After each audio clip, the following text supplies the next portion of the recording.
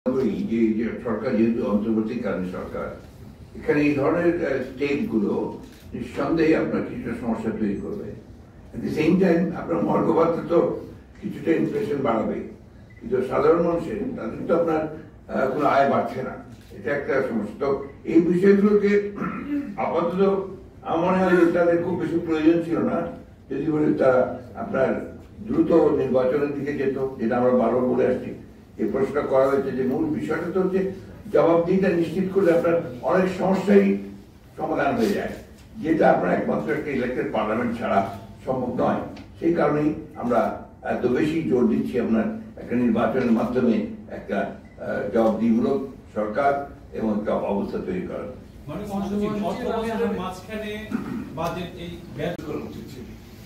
যে কর বাড়ানো হচ্ছে সবচেয়ে ইজি অপশন এবং এনবিআর কে বললে এনবিআর কর বাড়াবে।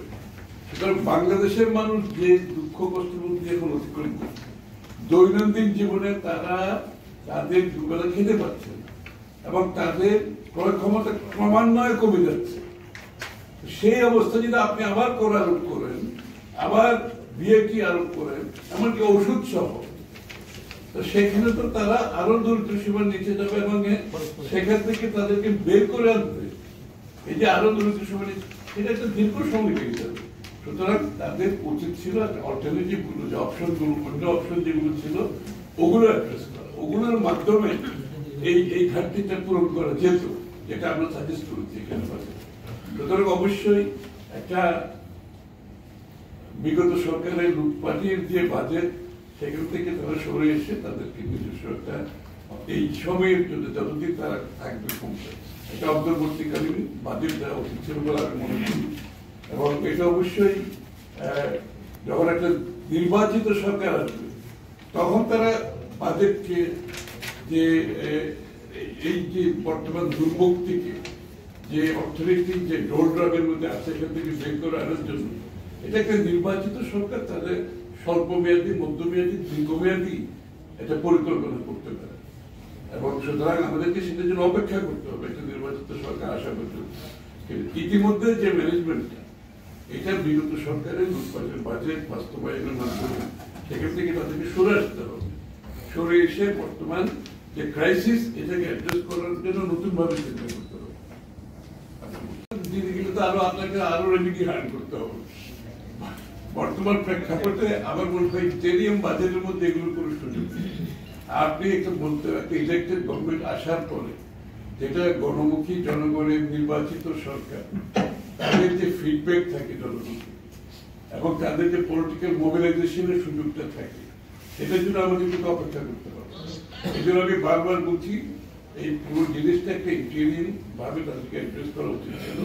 ওই বিজনেস অ্যাজ ইউজুয়াল আওয়ামী লীগের বাজেটকে তারা কন্টিনিউ করতে গিয়ে এই বিপদে পড়ছে। এবং সেটার জন্য যে বর্তমান প্রেক্ষাপটে বাংলাদেশের এই আপনাদের এই শেখ হাসিনার সময় যে বড় বড় প্রজেক্টগুলো, যেগুলো return on investment is low, তারা যে লুটপাটের বাজেট করেছে, আপনার কিন্তু ওইটা বাস্তবায়ন এই মুহূর্তে করার প্রয়োজন না। এখানে তো আপনার সুযোগ আছে, আপনাকে আপাতত স্থগিত রেখে যে ইমিডিয়েট বাংলাদেশের মানুষের ক্রাইসিসটা সেটা আপনাকে অ্যাড্রেস করতে হবে। আপনি যদি এখন ওই বাজেট বাস্তবায়ন করতে গিয়ে বাংলাদেশের মানুষের উপর কর চাপ, করের চাপ দেন, বিএটির চাপ দেন, সেটা তো কোনো গভর্নমেন্টের ইকোনমিক ম্যানেজমেন্টের মধ্যে পড়ে বলে আমি মনে করি না। আপনি ইকোনমিক ম্যানেজমেন্ট এটা না যে আপনার টাকার দরকার, আপনি এনবিআর কে বলবেন আর এনবিআর কর বসাই দিল, বিএটি বসাই দিল, কর বসাই দিল। This is the easiest option, but this is not how economic management এইভাবে হবে না। আপনার বর্তমান ইকোনমিক ম্যানেজমেন্টের যে পার্সপেক্টিভ, সেটা আপনাকে বুঝে সেভাবে ডিসিশন নিতে হবে। আমি যে একটু আগে বক্তব্যটা রাখলাম ইকোনমিক ম্যানেজমেন্টে, সেটা বলা হয়েছে। মাননীয় মহাসচিব, আমি হাবিব রহমান, আমি একাত্তর টেলিভিশনে কাজ করি, সিনিয়র প্রফেশন। আমি একটু ভিন্ন সঙ্গে কথা বলতে চাই। মানে এর মধ্যে কয়েকটি সংস্কার প্রতিবেদন জমা দেওয়া হয়েছে, এই জিনিসগুলো নিয়ে আমরা আজকে আলাপ করতে চাই না, কারণ এটা আপনার ভিন্ন দিকে যাচ্ছে, তো আমরা এটার উপরেও করেন যদি আর কিছু থাকে।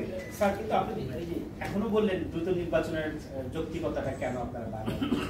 আপনার এর আগের সংবাদ সম্মেলনে কিন্তু আপনি জুলাই অগস্টের মধ্যে সম্ভব, এটাই আছে। আজকে অর্থনীতির উপরেই আছে। দ্রব্যমূল্য পাওয়ার এগুলো তো থাকলে সুবিধা হবে কি? এটা তো মানুষের এক্সপেকটেশন আছে, তাই না? সুতরাং এটার উপর আজকে যদি আমরা প্রজেক্ট করতে পারি, গভর্নমেন্ট হয়তো পিছিয়ে যেতে পারে। এই আমাদের তো এই চেষ্টাটা আমরা বলছি যে যাতে গভর্নমেন্ট উইথড্র করি, এইটাই তো উদ্দেশ্য আছে, তাই না? তাদের উচিত ছিল, আমি মনে করি, এই লুটপাটের বাজেটকে তারা বাস্তবায়ন করা প্রেক্ষাপট কিন্তু বাংলাদেশে বর্তমানে নাই। এবং আমি মনে করি তারা বাংলাদেশের যে অর্থনৈতিক প্রেক্ষাপট এবং যেহেতু একটা অনির্বাচিত সরকার, তারা একটা অন্তর্বর্তীকালীন বাজেট অ্যাড্রেস করা উচিত সবকিছু মিলিয়ে। কিন্তু সেটা না করে ওই লুটপাটের বাজেট বাস্তবায়ন করা বর্তমান প্রেক্ষাপটে এটা খুবই একটা কঠিন কাজ। বিশেষ করে দেখেন আপনি এই যে ঘাটতি মেটাতে সবচেয়ে ইজি অপশন হচ্ছে আপনি আইপিএফকে বলবেন, হ্যাঁ, যে কি আমাদের ঘাটতি আছে, ঘাটতি পূরণের কি